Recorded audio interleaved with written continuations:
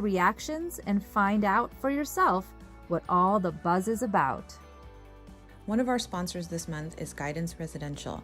They're offering a Ramadan gift to you with $500 off your refinancing. Go ahead and click on our links in order to find out how to get that.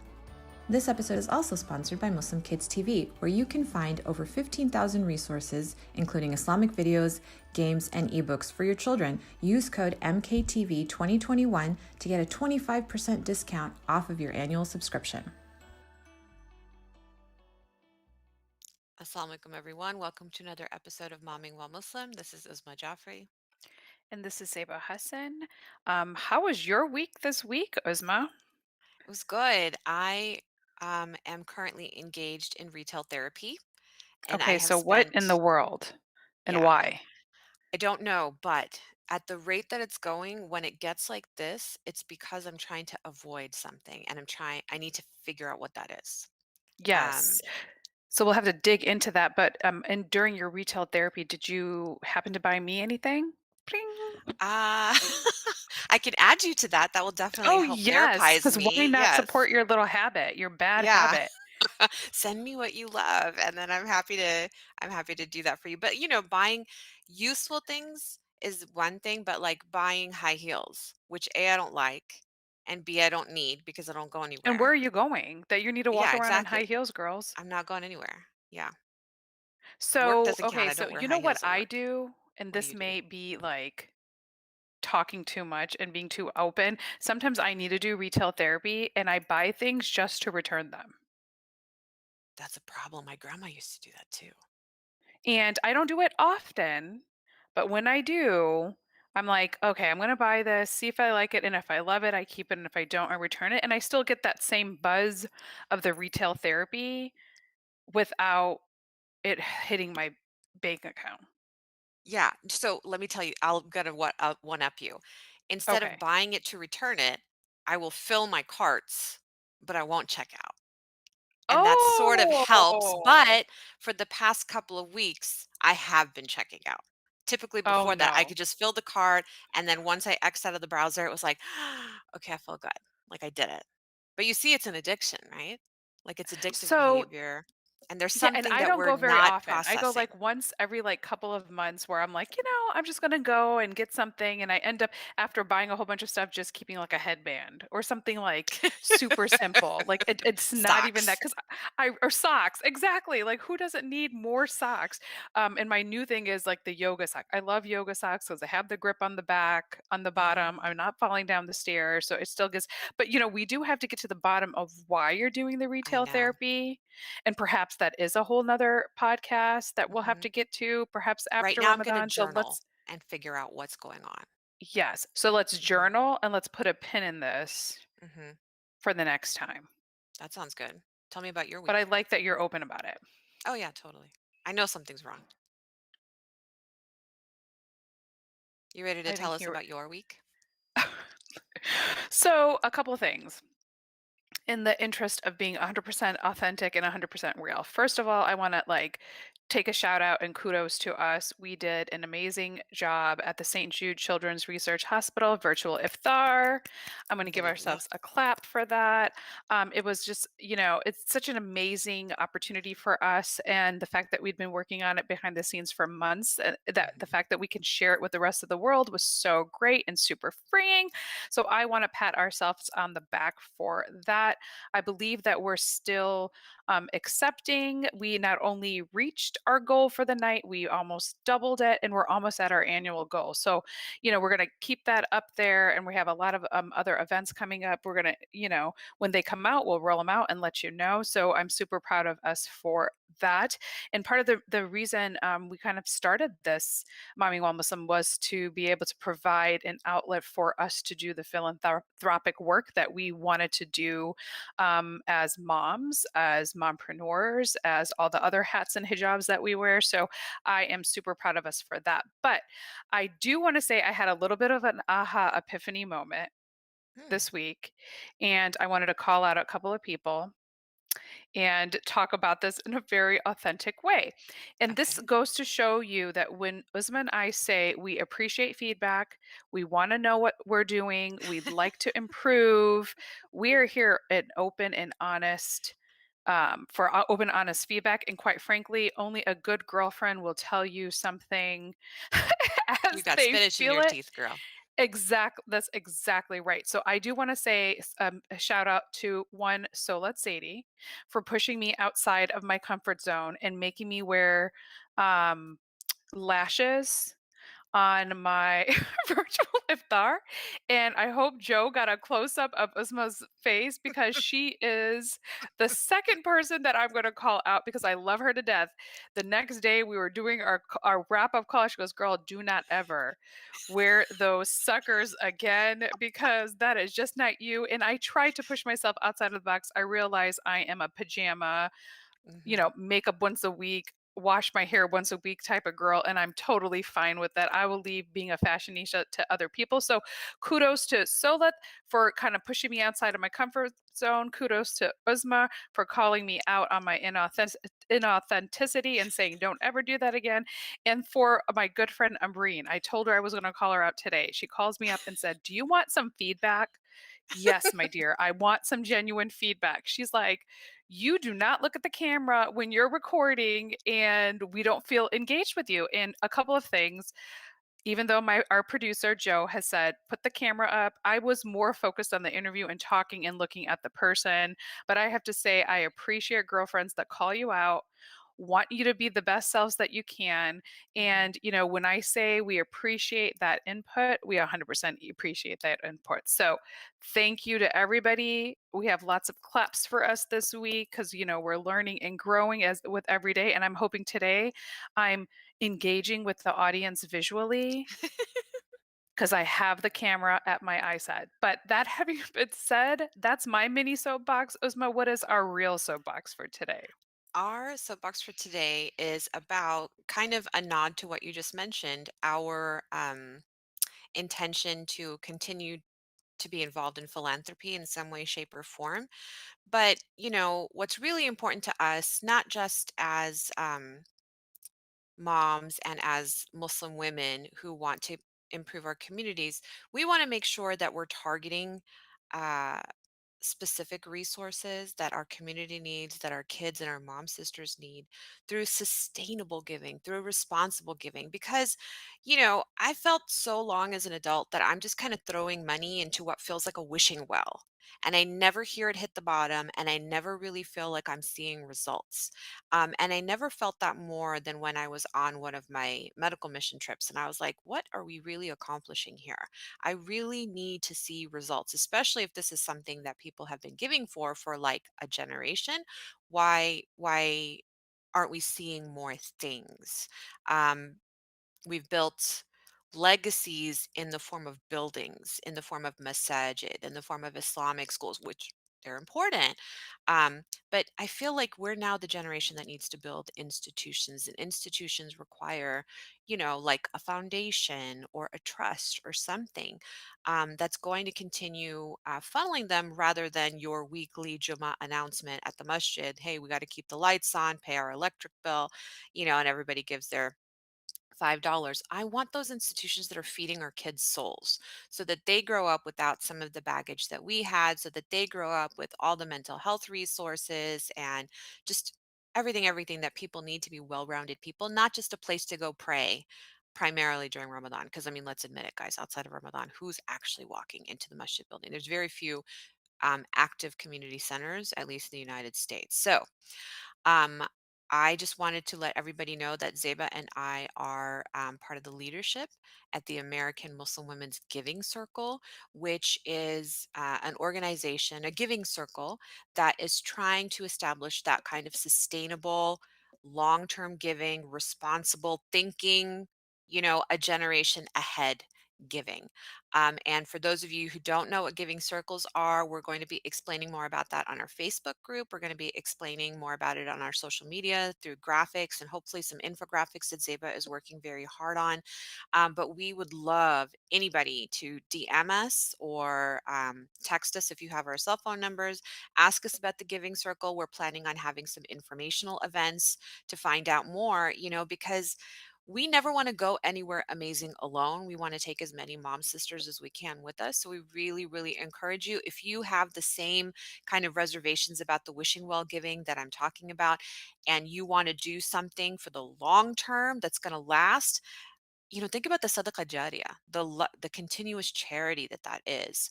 Zeba just did a live about a continuous charity yesterday.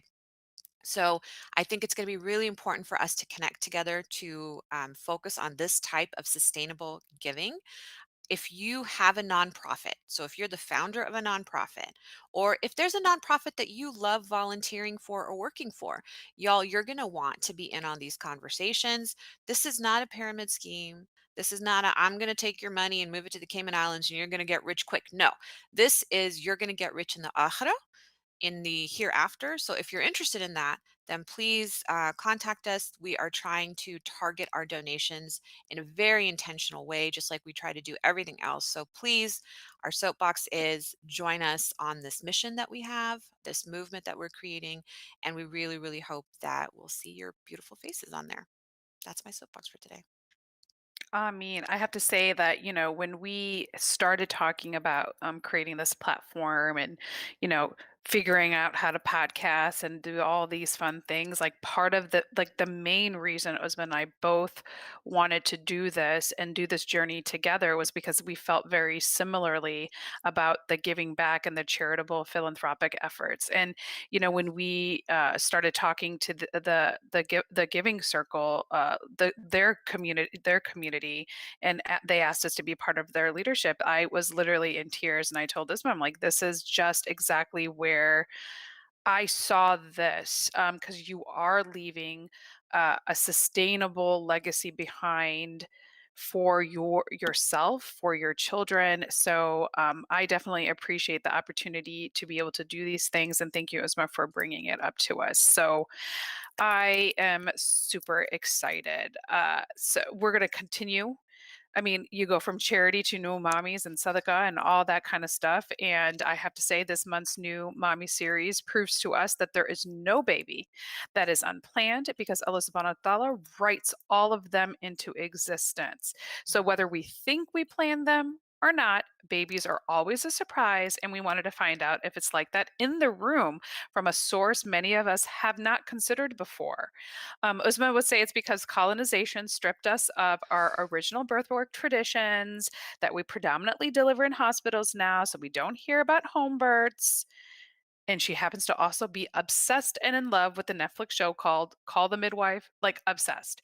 We are so pleased to bring with you a Muslim midwife with an insider point of view to all kinds of birth stories. Christina Freelander has been a certified professional midwife on the East Coast since 2018, currently serving Eastern Pennsylvania, Central New Jersey. She runs her own home birth practice, and we are so happy to hear her new mommy memoirs because they're not all hers. Welcome, Christina and Jimma Mubarak. Thank Assalamualaikum. you. Assalamu alaikum. We are so excited to have met a Muslim midwife because y'all are rare birds. And I know there's a very active Muslim community of midwives. It's just hard to tap into because I'm not sure. You guys are very either introverted or you're always on call and busy delivering babies. So It's funny. I you're know hard lots to. of Muslim midwives, but Yeah, yeah, that's yeah. like those are my people. Those are your people. So you know all of Yeah. them, and I'm really excited that we've made this connection now because hopefully we'll be able to tap into your very, very special network of amazing mom sisters and birth workers. I think that's super duper important. So we typically kick off by asking our guests to tell us their mom stories, so their personal mom stories, how you became one, whatever you're comfortable sharing about your kids and your momming philosophy. Sure. So I am the mother of a badass 6-year-old girl who is just like all fire. She's great. She's like a mega Leo. Ooh. So I don't know, where do I begin for her story? Yeah, so she I don't know. I had her at home. I was attending births at that point, early on in my student career with a midwife. It was actually a Muslim midwife in the Boston area. And I'd been attending births with her for about a year, and I had been a doula working in hospitals before that. And I just knew after attending births in hospitals and then going to homes that I was like, oh, yeah, okay, I know where I want to be. And my husband was also born at home in the 70s in New York. And so he was like, yeah, of course we're going to have a home birth. And yeah, we just had a lovely birth in Cambridge, Mass. And my mentor was my midwife. One of my best friends who was also a midwife is my doula. And I had like a pretty short and sweet labor. And yeah, she was born in my clawfoot bathtub in our Cambridge apartment, and it was pretty great. That's awesome. I would say like breastfeeding was so much harder than the birth itself. Like I would rather have a Mhm. baby than go to the dentist Mhm. any day, or deal with like a child with like a lip or a tongue tie. Yeah, So that's yeah. hard. And a little bit about your Mhm. momming philosophy. Now that you have a 6-year-old, you must have developed some kind of a Yeah. Um, I would say that we started off very much like attachment parenting focused. I like if I had to like put a like put it like a school of thought on my parenting philosophy. Um, but what I've found with the pandemic, especially like, she started off in kindergarten and then we were Zoom schooling, and I was like, this is so not developmentally appropriate for my child. So I just pulled her out and we've been homeschooling and kind of homeschooling light. And my parenting philosophy has always been to sort of like let her take the lead on things and to feel really comfortable exploring what she's interested in. And we're still very attached. Like our Ramadan schedule right now is that after suhoor, my husband goes and sleeps in her bed. She comes and sleeps with me in our bed. And that way, like she and I will sleep until 10. And it's just like all snuggles until 10 a.m. That's so great. That's so sweet. Oh my gosh. Yeah. I'm just like dreading the day that she's like, Mom, Get I off can't sleep me. with you anymore. That's That's not gonna happen, that's for right, Taylor? babies. I was gonna say, like, my husband is going out of town this weekend. He's taking my son to a tournament and then college visits. And my younger two boys, 10 and 8, they'll probably be embarrassed when they listen to this when they're older. They're fighting over who's gonna sleep with me tonight because that's kind of like our special time. And the 10-year-old is almost as big as my 15-year-old. So it is like, trying to sleep with the little man baby in your bed, but I have to say they still love to cuddle, Mhm. and I Awesome. enjoy every single second of it. So I love that you're an attachment parent and you're kind of, taking this journey of being a midwife and probably applying it a little bit to your momming philosophy. But I had 3 out of 4 naturally, but in the hospital, I'm not going to lie. So what is the difference between, being attended by a midwife versus like my OB, for instance? Well, it depends. It depends on the type of midwife. So I'm a certified professional midwife. That's a national certification that is only given to out of hospital midwives. So we attend home births and we also attend birth center births depending on the state. And it's different state by state. So each state has its own regulations. So right now I'm in New Jersey, so I'm licensed here. Um, but I was licensed in New Hampshire before this, where we could run birth centers. Here we can't. So it's a little bit different depending on where you are. In terms of an OB versus a midwife, I would say overall it's a slightly different model of care, or maybe a very like significantly different model of care. I would say there's more of a difference between like an OB and a CPM like myself who attends out of hospital births than there is between an OB and a CNM in a hospital. But that has a lot to do with like hospital policies and procedures and concerns about like liability issues. And so, there's a certain like protocol for how things are done. Even so, in a hospital, OBs tend to be more risk focused, whereas midwives are focused on more of like the physiological process of birth. So, we have good studies that show that with nurse midwives and OBs in the hospital, working with a nurse midwife will result in like a birth with fewer interventions, fewer medical interventions, a lower C-section rate, all of that. So OBs are they're surgeons. Um, they're trained for like the highest risk scenarios. And so like a great OB, in my opinion, practices more like a midwife and allows like birth to unfold physiologically and intervenes only when necessary. But there's also there's a reason why like 1 in 3 women has a C-section in this country, and and higher than that in other countries, and that has to do with the over medicalization and the very high rates of intervention in birth.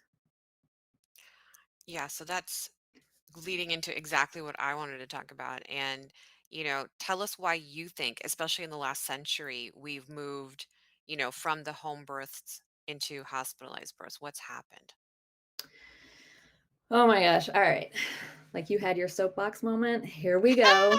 I'm gonna have my soapbox moment.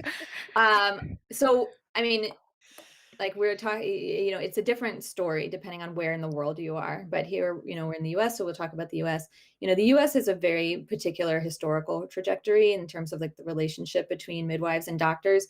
We still have, compared to other, let's say like European nations or Canada, we still have a pretty low percentage of births, and I can't remember off the top of my head, that are attended by nurse midwives in hospitals. And it's about 2% of births that are attended at home, but that also includes unplanned home births where like things just happen really fast. Um, so in the United States, what happened was that um people came over, whether they came over as intentionally or they were brought over as enslaved people. Like midwives traveled with their people. So for example, like in Washington state, there was like on the West Coast, you saw traditions of like Japanese midwives serving their communities. There were always indigenous midwives serving their communities, always Black midwives serving their communities, and also like white families in the South. So there were kind of like every ethnic community had their midwifery traditions. And what happened in the United States, and there's some great books about this, Lying In, for example, is a good history. But what happened in the United States is that as the medicine began to mature in the like late 1700s, 1800s, um, doctors began to look at midwives as competition. Mhm. And when the American Medical Association was formed, there was actually like a concerted effort to push and marginalize midwives. So marginalizing midwives by portraying them as dirty, as immigrants, as uneducated, as witches, like all these ridiculous things. When actually they were the experts of normal birth in the community, and they served families from like birth all the way through death. And the reason for that was because it was understood that if you could have somebody at birth, you would have them. You would be their like medical provider for life. Oh, And then, in order to kind of like lure people away from the community midwifery, it was also portrayed as more like an upper class thing to do. Um, that doctors would have all kinds of tools that they could use that were better, but they weren't necessarily better. I mean, they're the kind of obstetrical tools that were used, especially early on, were pretty brutal. um, and then I mean, I could like really get into it, but so it was a fairly antagonistic history. Different communities of midwives, like as midwifery became a licensed profession in the sort of mid-century, that further marginalized communities. So particularly like Black midwives in the South, where you could only be a midwife if you went to this school and if you had this, this, and this. And so it made it increasingly difficult for people to practice. So now there's been a definitely like a resurgence in midwifery, and especially like people seeing themselves as regenerating some of the broken ties, or maybe not necessarily broken, but like kind of reweaving them from the pieces that they can find in the like some of the senior midwives. And then, yeah, I would say like younger midwives really kind of like digging in to understand what was lost and how they can build it back together. Um, so, that's the story in the US. And then that model has been exported to many other countries. And of course, like the British colonial model as well. So, I used to live in Qatar, and the story there is, the British colonial model totally marginalized like the, traditional Khalijin midwives. And yeah, I mean, similar in the way, just like portrayed as backwards, um, as unsafe, as all of these different things, when in reality, like these were the experts in their communities. So can I ask you this? And actually, Mhm. this is going to be geared towards Uzma. As an MD, how do you feel with what Christina is saying right now? No, I feel completely humbled because when you're talking about the looking down on midwives, I delivered babies and every 2 hours I was checking for those babies. And it's like a lot of times that's completely unnecessary. Totally But unnecessary, because yeah. my training was slanted in that model, that's what I knew.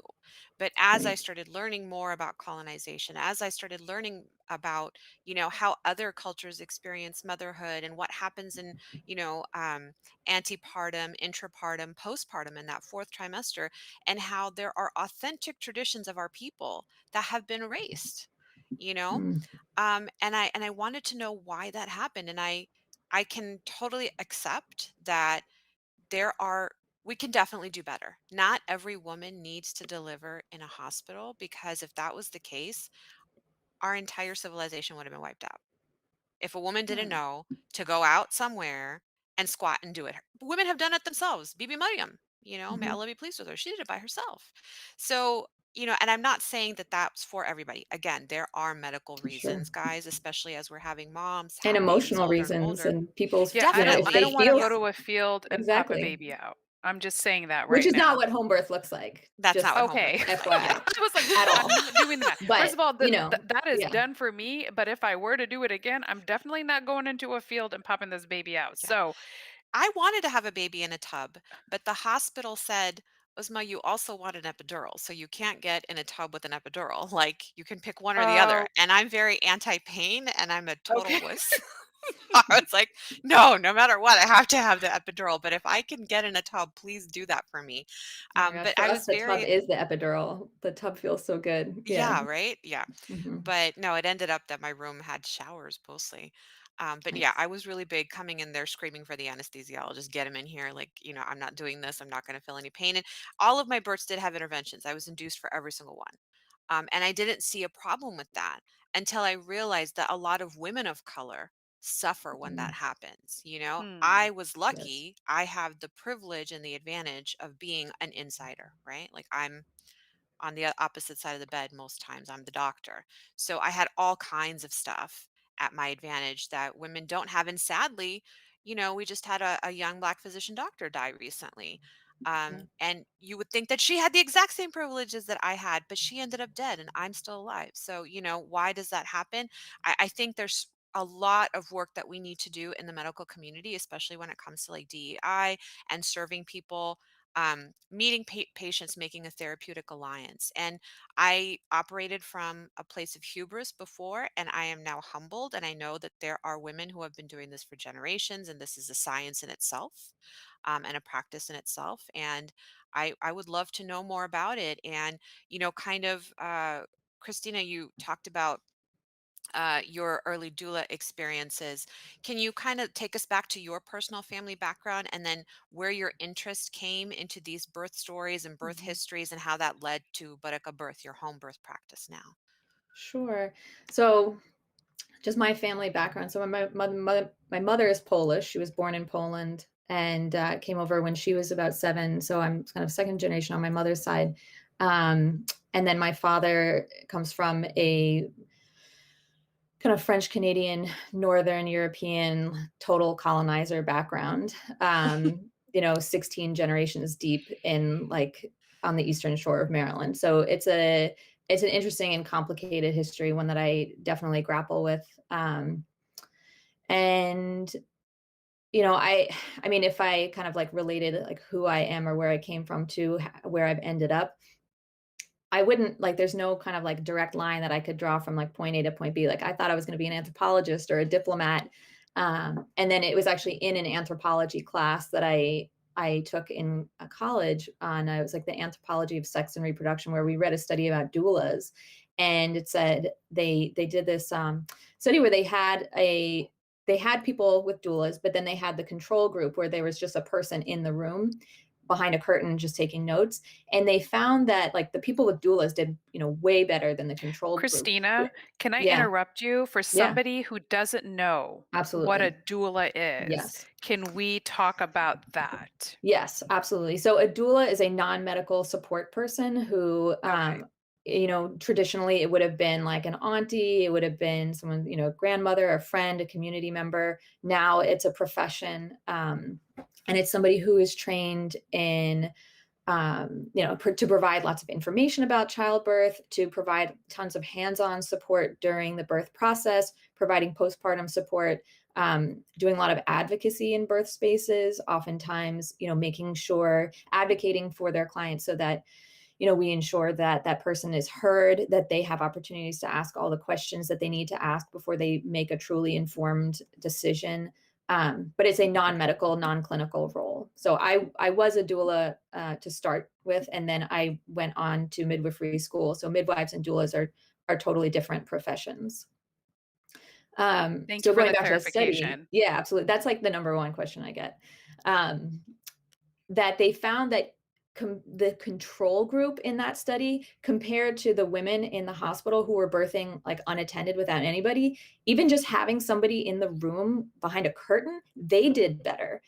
So I was so fascinated by that. But then I was like, whatever, shelving that curious little piece of information, full steam ahead, going to become a diplomat. And I was living in Qatar studying Arabic, and I met a woman there who was,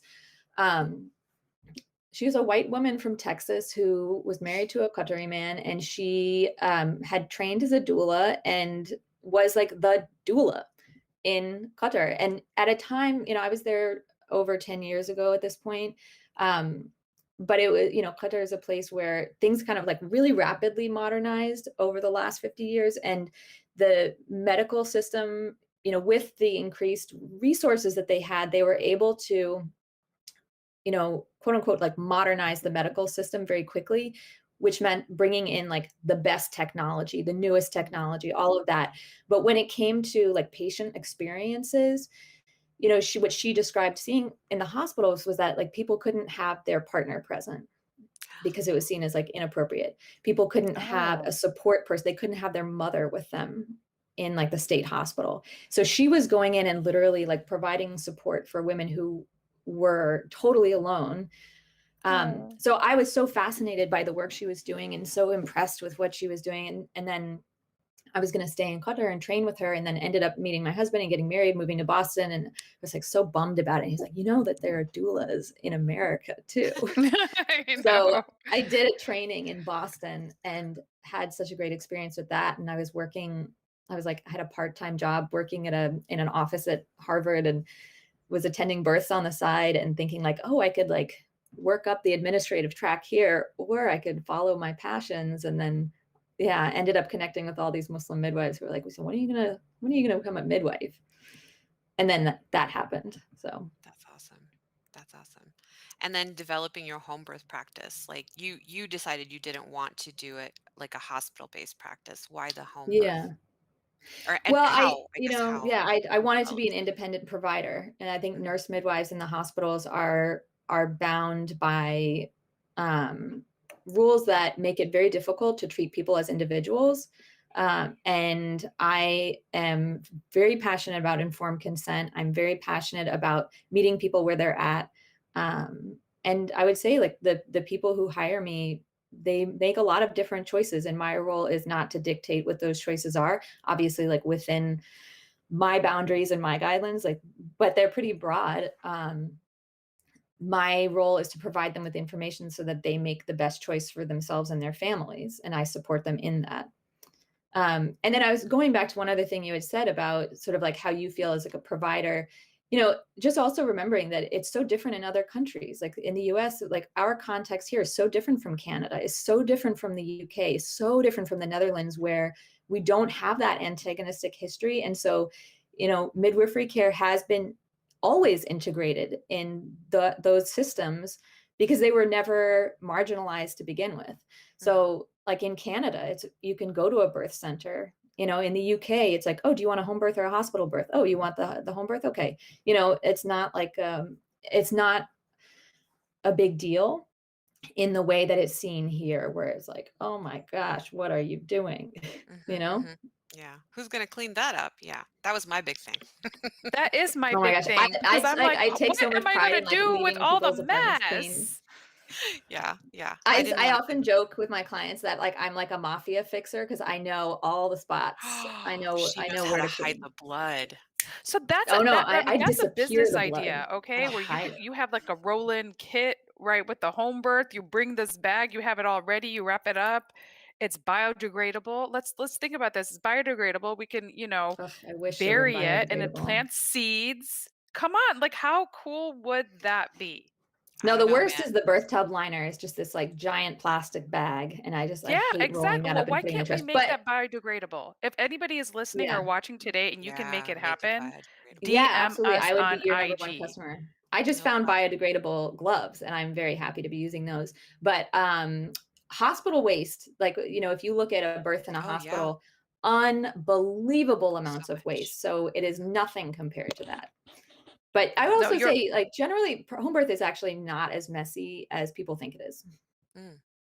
well, that's actually good to know. So, somebody like myself, I have to admit, I'm not as big of a, midwife fan of the show. I don't think I've seen an episode yet, but maybe I'll get into it after meeting you today. Get But into it. one of the main things for somebody like myself, what's the difference? We just figured out what a doula was because I really didn't understand what that was. It's a non-medical support person. That's amazing.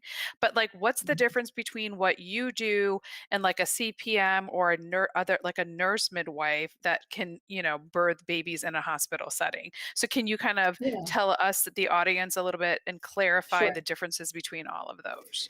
Yeah, so a nurse midwife is specifically trained to work in hospitals, and I know nurse midwives who do have home birth practices, um, and I know nurse midwives who run birth centers that are completely independent of hospitals, like freestanding birth centers. So I would say the difference is in the training. So nurse midwives go to nursing school first, and then they go on to get an additional degree in midwifery. Whereas we are trained specifically for out of hospital birth. So that looks like there are different tracks. My track that I chose was I went to midwifery school, like an accredited midwifery school, and then I did a 13-month apprenticeship at a birth center, did a ton of births. I mean, I like the book learning is great, but it's the mentorship that is so crucial, and it's such like a traditional aspect of what I do. So, by the time I started my own practice, I had already, attended so many births, and, they had responsibility for so many clients. And so, yeah, and I think that it's actually ends up being more than what's expected for nurse midwives before they practice, or at least that's what I've heard. But they generally practice in the hospital. So, having attended all of these births, besides your own personal experience with your daughter, what is one of your favorite birth experiences that you've attended? Oh my gosh, there's so many. Um, You can pick two. We'll be yeah, generous. okay, oh, there's so many. I've had some really good ones this year. I'd say the first one that comes to mind, I work a lot in the Orthodox Jewish community, which has been really interesting. And I had this like Hasidic family where eighth baby, first home birth, they're planning, this was like they intended for it to be their last baby. And it was just like such an incredible experience. And it's funny with usually people's first birth is long, or it's longer than their next labors. And then maybe the second one is like half that length. And the third one is kind of, we always joke, is kind of like a wild card. And fourth and fifth usually go pretty quickly. But then after that, they tend to be longer labors just because of some of the particularities about how our bodies work. So, but this mom usually had fast labors, and it was interesting. She had to really work for it. And it's the labors that I love what we call like butter birth. So you just walk in, the baby's born, like it's great. It's great. But it's the ones where that are different in a way, or they're longer, or they're harder in some way, or somebody needs more support, or we have to kind of like troubleshoot their labor that I learned so much from. So yeah, hers was like that. But I just remember when her baby was born, it was kind of like, when somebody's had 7 other experiences that were one particular way, and then they have this other thing. I mean, I could just see like her heart was exploding. Her husband was it's such a special experience. Um, and then the other one I'll mention is a first baby that she was in labor for like 2 days, and her baby was posterior, which means that Oh, she no. was just in kind of a funky position, and her body had to work so hard to move this baby. And twice we talked about transferring for an epidural so that she could get some sleep. And the first time she said, no, I'm not ready for that yet. So I'm like, okay, I'm here to support you. We'll keep going. You're good. Your baby's good. Like, we're all good. Um, and then the second time we talked about it was like 24 hours later.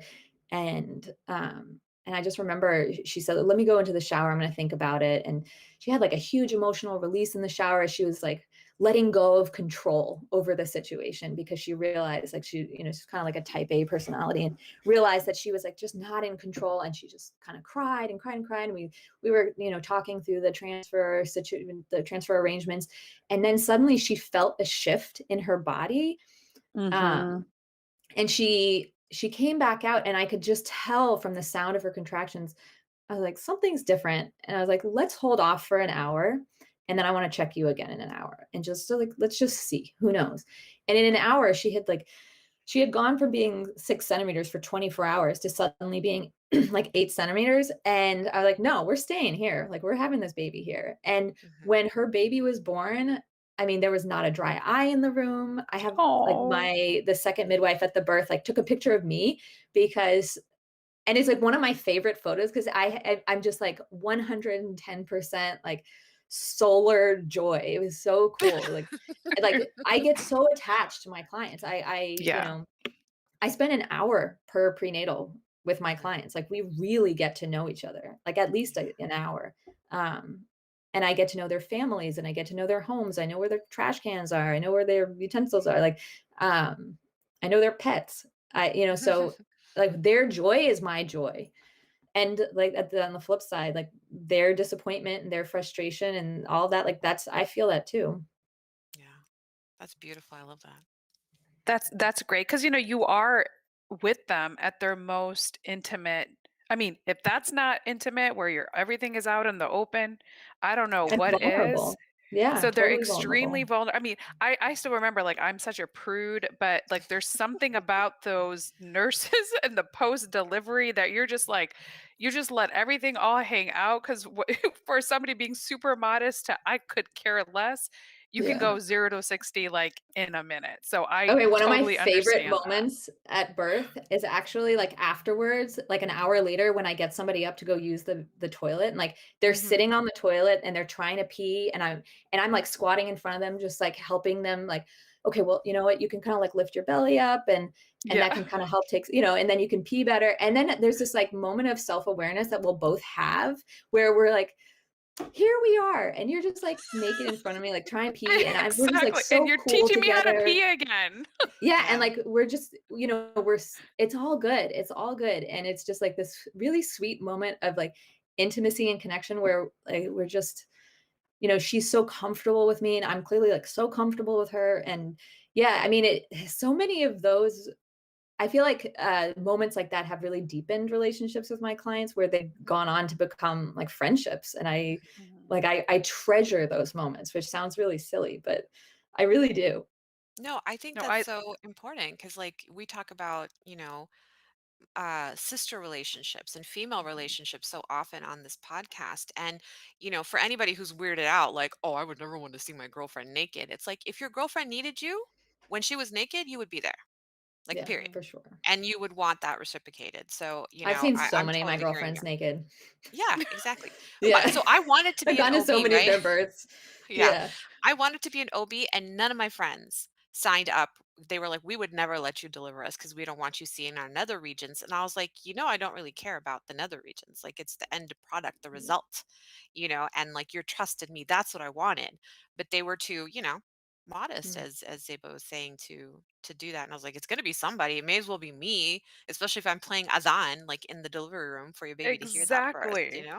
Yeah. So yeah. Exactly. No, so it's interesting that you mentioned that one of your families was Hasidic Jew. So how do you feel like being Muslim has helped you do what you're doing, and how do you apply the fundamentals of like Islam in your being when you are dealing with families that are not Muslim, or in this case, like Hasidic Jew? How does that translate for you? Yeah, so I would say that, it doesn't change how I approach people. Like I really view like the more that I've done this work and understood my motivations for doing this work, the more that I understand it as ibadah and as like truly, I mean, like midwifery is great. And I think a lot of people look at it like, whoa, that's so cool. But like it is hard. I mean, I am up randomly overnight. Like I had 5 births in 6 days 2 weeks ago. And Oh it was wow.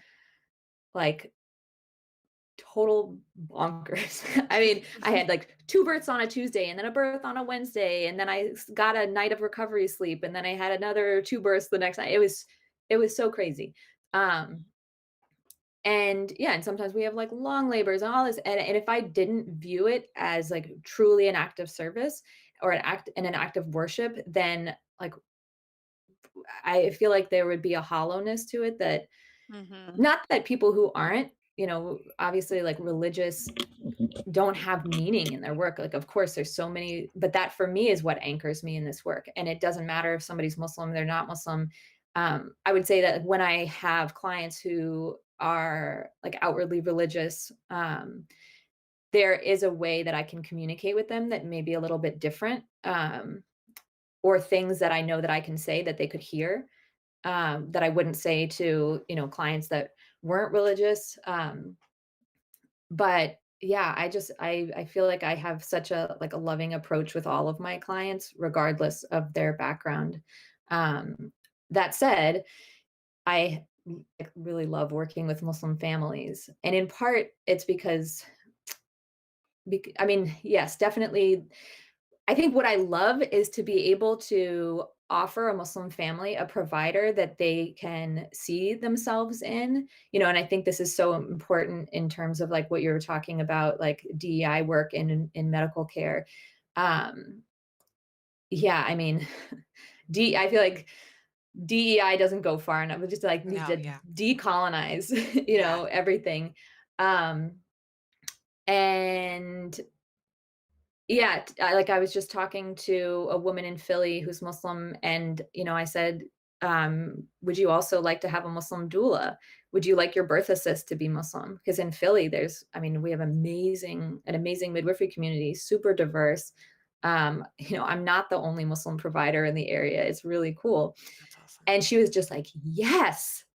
Um, so yeah, to be able to offer that and to yeah, to look around the room and just see, and I feel that too with like I think that's so important in like with for black birthing families, like to be able to Mhm. have black midwives and black doulas, like it is so different when you can be in that space and not have to explain yourself or not, and Mhm. then yeah, and then I've had some really beautiful births with people who with Muslim families where, we're making zikr during the birth or, Mhm. just and I've worked with some really incredible families this year. People who I was friends with before or who I knew in the community before, but now like, I've been there to help them catch their babies. Like Mhm. and going back to, kind of like sisterhood and community work.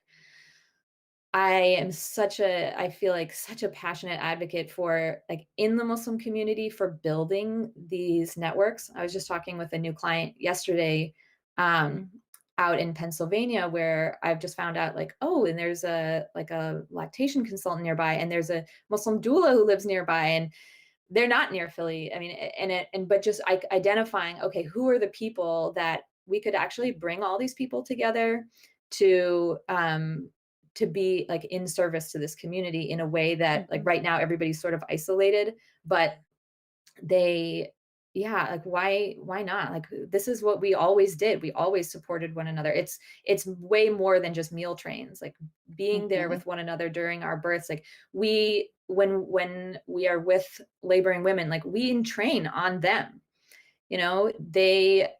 Our heart rate matches their heart, like, our breathing. When you're paying that close attention, we know that, like, people who are observing birth, who are, like, closely observing and connected to it, like, they have the same kind of, like, hormonal a spike in, like, dopamine, and then all the catecholamines, and when the baby is born, like, they feel that rush of endorphins, and they are imprinting on that baby too. Like, Mhm. that baby, what does it mean then to be in community where you are the auntie, and, like, seeing, like, I remember when you were born, I was there. Mhm.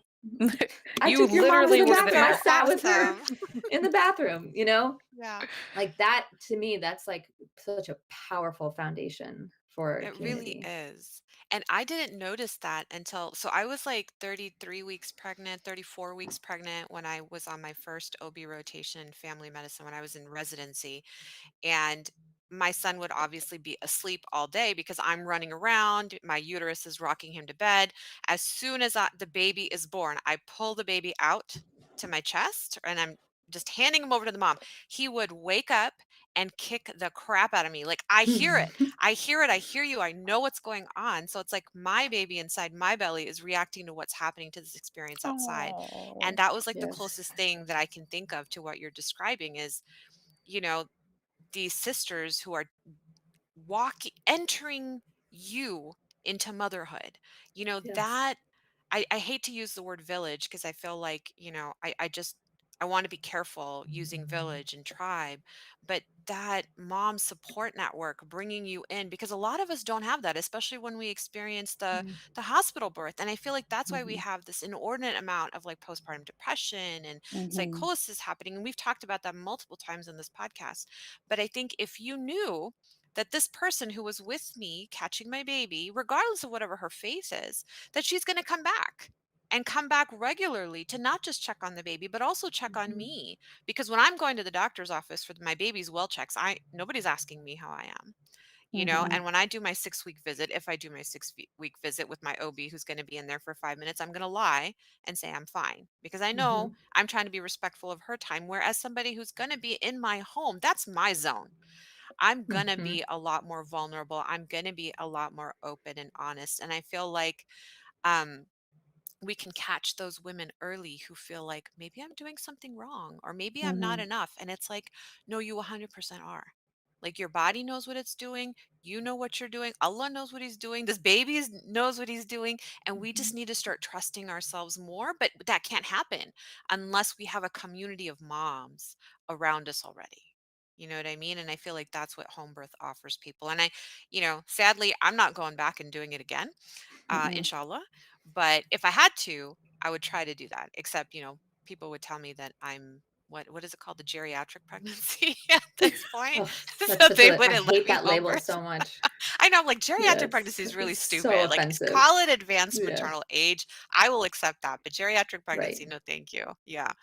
right. So, have you ever had any experiences while you're attending a birth where it was really scary and you had to transfer? Yeah, I mean, 1 in 10 planned home births is a transfer. 9 out of 10 of those are non-emergency transfers, usually for, like, a long labor, where somebody, really an epidural is, like, the right tool for that person to get Mhm. some rest. So, I mean, we deal with every once in a while, we deal with situations where maybe, like, I mean, I was at a birth recently where she had a major hemorrhage, and, we were on it with the meds, and we were on it with an IV, and we resolved it. And And then we just like clicked right back into routine care, and everybody's stress levels came down, and we just like, okay, like we're good. So I would say honestly, like those are the things that I'm trained for and that I do. It's more, I would say, like the most stressful experiences are transfers where I'm met by a hostile provider, like where the maybe the receiving OB is hostile to me or to the client. Hmm. Those situations I find incredibly stressful and traumatic. So, and that really speaks to the problems that we have in this country around the particular history, but also the over and over, just the failure to integrate midwifery care. Even though I'm a licensed provider, I'm licensed by the medical board, I'll walk into the hospital and they'll be like, "What? You did what?" Like, look at our regs. Like I can do those things.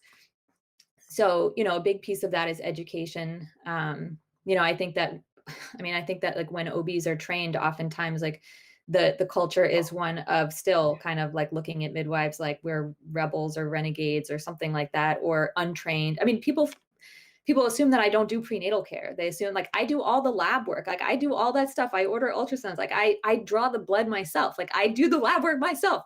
I'm doing all the things, and yet yeah, when I walk in and there's like a kind provider who is kind to my client, who doesn't feel like they need to punish my client for making a choice that's different from what they think is the right choice, I'm just like, you are an angel. Yeah. Yeah. They're out there. So yeah, those are the most stress. So anyone listening who's like an OB who's like, yeah, let's make this happen. Like let's figure out a way for everyone to be working together. Like, yes, just Yes. I'd love to talk.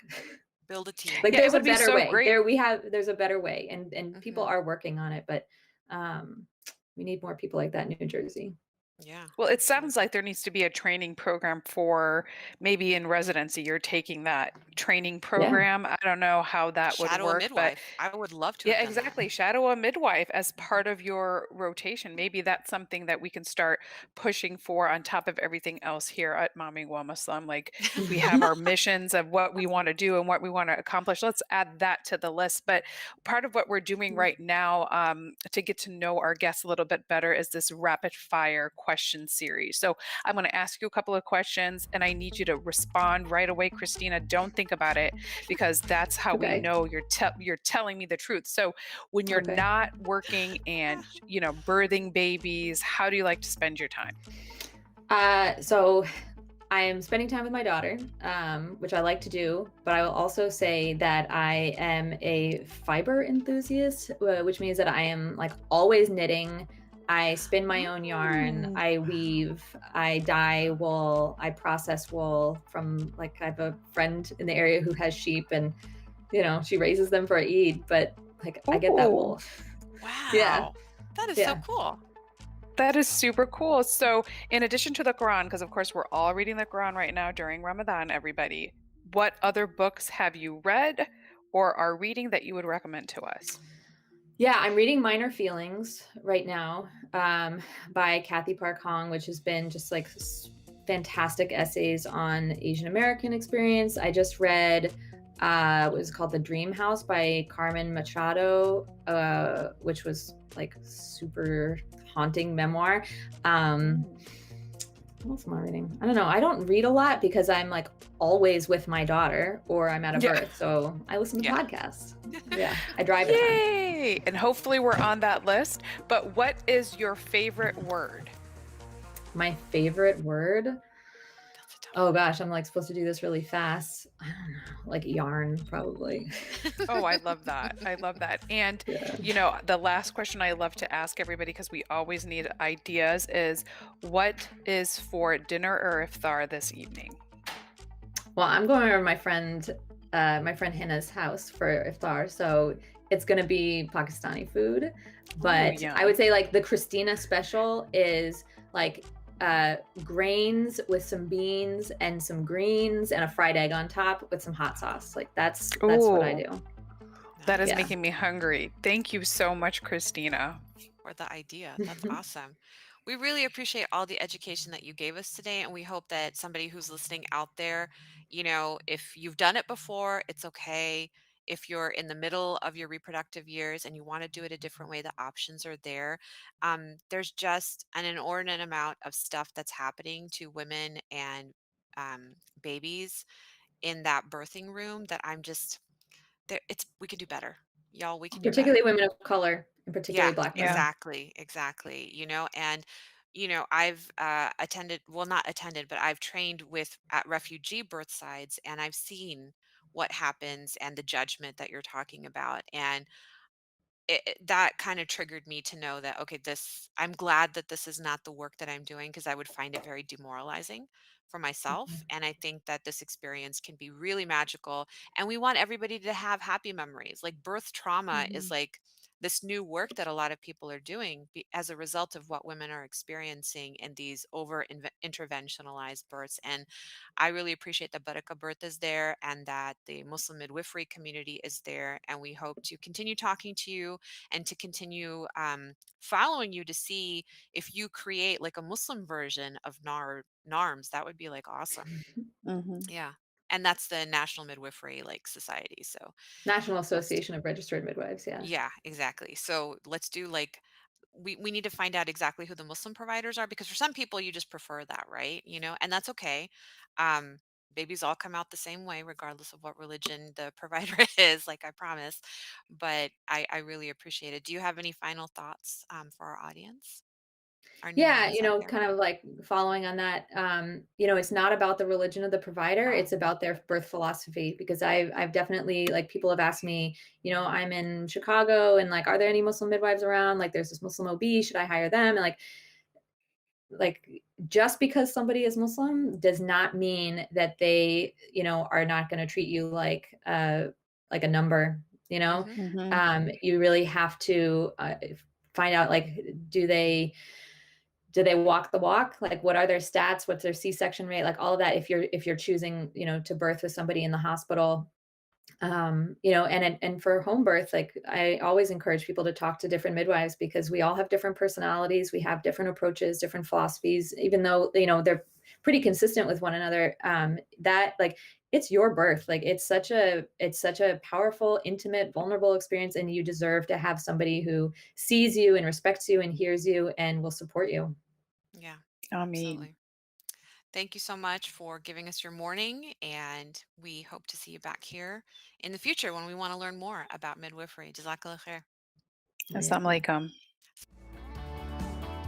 This episode of Momming Well Muslim is brought to you by Guidance Residential. They're offering a Ramadan gift to you with $500 off your refinancing. Go ahead and click on our links in order to find out how to get that. This episode is also sponsored by Muslim Kids TV, where you can find over 15,000 resources, including Islamic videos, games, and ebooks for your children. Use code MKTV2021 to get a 25% discount off of your annual subscription.